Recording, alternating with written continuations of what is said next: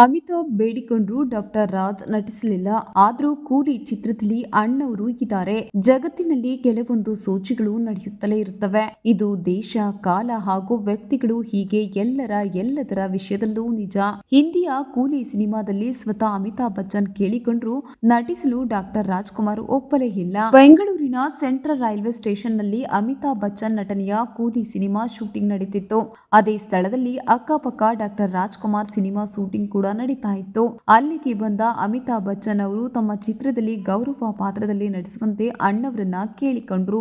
ಆದರೆ ಕನ್ನಡ ಸಿನಿಮಾ ಬಿಟ್ಟು ಬೇರೆಯ ಭಾಷೆಯ ಯಾವುದೇ ಚಿತ್ರದಲ್ಲಿ ನಾನು ನಟಿಸುವುದು ಅದು ನನ್ನ ವೃತ್ತಿ ಧರ್ಮಕ್ಕೆ ಅಂದ್ರೆ ನನ್ನ ವೃತ್ತಿ ಜೀವನಕ್ಕೆ ಧಕ್ಕೆ ತರುತ್ತೆ.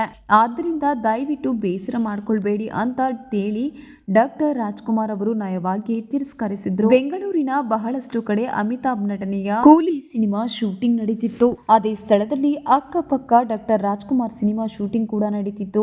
ಅಲ್ಲಿಗೆ ಬಂದ ಅಮಿತಾಬ್ ಬಚ್ಚನ್ ಅವರು ತಮ್ಮ ಚಿತ್ರದಲ್ಲಿ ಗೌರವ ಪಾತ್ರದಲ್ಲಿ ನಟಿಸುವಂತೆ ಅಣ್ಣವರನ್ನ ಕೇಳಿಕೊಂಡ್ರು.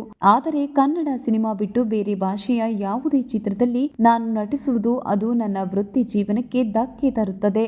ಆದ್ದರಿಂದ ದಯವಿಟ್ಟು ಬೇಸರ ಮಾಡ್ಕೊಳ್ಬೇಡಿ ಅಂತ ಹೇಳಿ ಡಾಕ್ಟರ್ ರಾಜ್ಕುಮಾರ್ ಅವರು ನಯವಾಗಿ ತಿರಸ್ಕರಿಸಿದ್ರು. ಬೆಂಗಳೂರಿನ ಬಹಳಷ್ಟು ಕಡೆ ಅಮಿತಾಬ್ ನಟನೆಯ ಕೂಲಿ ಚಿತ್ರದ ಶೂಟಿಂಗ್ ನಡೆದಿದೆ. ಬಾಲಿವುಡ್ ಸಿನಿಮಾ ಕೂಲಿ ಚಿತ್ರದ ಅಂದ್ರೆ ಭಾರತದ ಎಲ್ಲಾ ಕಡೆ ಬಿಡುಗಡೆ ಕಂಡಾಗ ಅದರಲ್ಲಿ ಡಾಕ್ಟರ್ ರಾಜ್ಕುಮಾರ್ ಕೂಡ ಇದ್ರಂತೆ. ಅವರು ಸಿನಿಮಾ ನೋಡುವ ಪ್ರತಿಯೊಬ್ಬ ಪ್ರೇಕ್ಷಕರ ಕಣ್ಣಿಗೂ ಕಾಣಿಸಿಕೊಂಡಿದ್ದಾರೆ. ಅದನ್ನು ನೋಡಿ ಎಲ್ಲರಿಗೂ ಅಚ್ಚರಿ.